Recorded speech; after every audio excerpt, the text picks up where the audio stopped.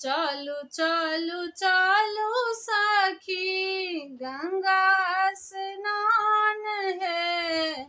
चलू चलू चलू सखी गंगा स्नान है। गंगा नहायब सिमरिया के घाट है। गंगा नहायब सिमरिया के घाट है। गंगा नहायब झिमुनी के पात पर तेल और खैर है। झिमुनी के पात पर तेल खैर चढ़ायब है।